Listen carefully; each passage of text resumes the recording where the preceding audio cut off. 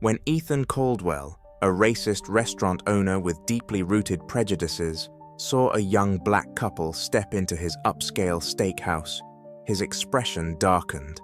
Their presence didn't align with the exclusive image he had carefully curated for his establishment. Without hesitation, he dismissed them, claiming their reservation must have been a mistake. But what Ethan didn't realize was that his actions that night would come back to haunt him in ways he never expected. By the time he understood the gravity of his mistake, it was far too late. Before we dive into this story, let us know in the comments where you're watching from. And if you love stories with powerful lessons, don't forget to like this video and subscribe for more. Ethan Caldwell had built Caldwell's Prime Steakhouse into one of the most exclusive restaurants in the city. With its dim lighting, hand-selected wine list, and a clientele filled with wealthy business executives, politicians, and celebrities, it was a place that oozed sophistication. Ethan prided himself on maintaining a certain standard for his guests. While he would never openly admit it, he believed that people like him, wealthy, white, and established, were the rightful patrons of fine dining. He had mastered the art of subtle discrimination, ensuring that those he didn't see as fit were quietly turned away. That evening, as the restaurant buzzed with conversation and the clinking of crystal glasses, Ethan spotted Jamal and Nicole Carter stepping through the grand entrance. Jamal was tall, dressed in an impeccably tailored navy blue suit, his confidence evident in his stride. Nicole wore an elegant emerald green gown that shimmered under the chandelier lights. Their presence turned heads, but not in admiration, more out of curiosity. Ethan instinctively walked over before the hostess could greet them. "Good evening. Do you have a reservation?" His tone was polite, but his eyes scanned them with quiet disapproval. "Yes," Jamal replied smoothly. "Under Carter." Ethan's lips pressed together as he quickly glanced at the reservation book. The name was indeed there, confirmed, legitimate, but that didn't mean he had to make their visit comfortable. "Ah, I see. Unfortunately, we're experiencing an unexpected issue with our seating arrangement tonight. Our best tables are currently occupied, but we can seat you over here." Ethan gestured toward a small, dimly lit table near the kitchen doors, an obvious attempt to push them out of sight. Nicole and Jamal exchanged a glance. They had seen this tactic before. Still, they remained composed. "That's fine," Nicole said with a gracious smile. "We're here to enjoy our evening." Ethan forced a smile, but felt uneasy. They weren't acting how he expected. No discomfort, no frustration, just quiet confidence. As the evening progressed, Ethan instructed his staff to treat the couple differently. Their appetizers arrived late. Their waiter seemed hesitant and distracted.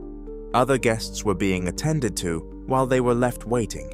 Jamal and Nicole, however, never lost their composure.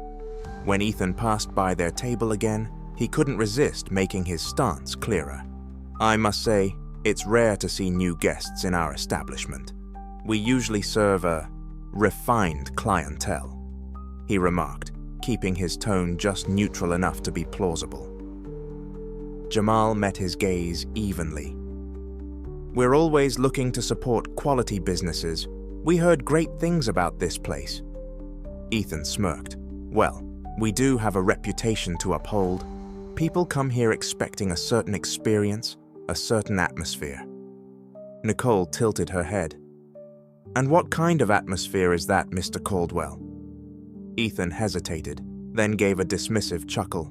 "Oh, you know, the kind where everyone feels like they belong."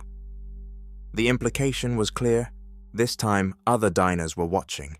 A few whispered to each other, sensing the hostility but pretending not to see it.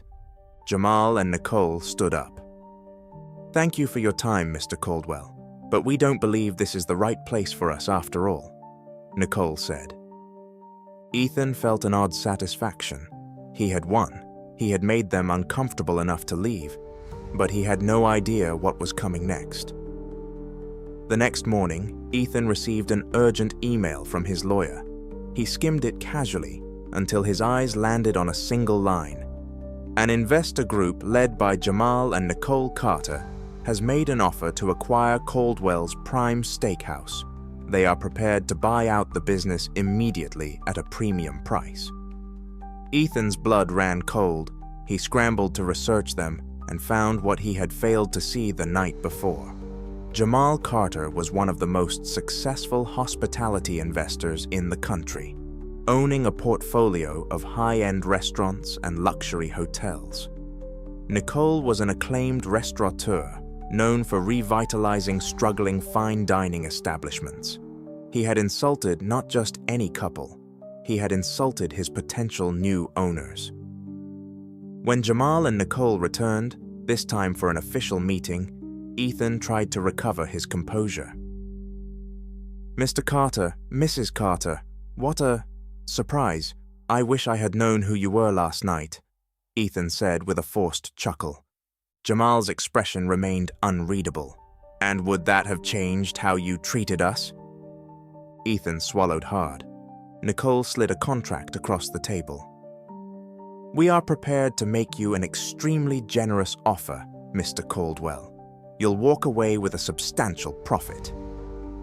Ethan hesitated, his pride battling against his greed. "And if I refuse?" he challenged. Jamal's smile was cold. "Then we go public with what happened last night. We have no problem letting the media and the community know how Caldwell's prime steakhouse really operates." Ethan knew he had no choice. His reputation would be destroyed. With a reluctant sigh, he signed the contract. That evening, as he packed up his office, Ethan glanced out at the restaurant floor. His restaurant, now theirs. The place he had once ruled with arrogance was about to become something greater. For the first time in his life, he understood what it felt like to be on the outside looking in. Do you think Ethan deserved what happened to him? What would you have done in Jamal and Nicole's position? Let me know your thoughts in the comments. If you enjoyed this story, don't forget to like, share, and subscribe for more stories that deliver powerful life lessons.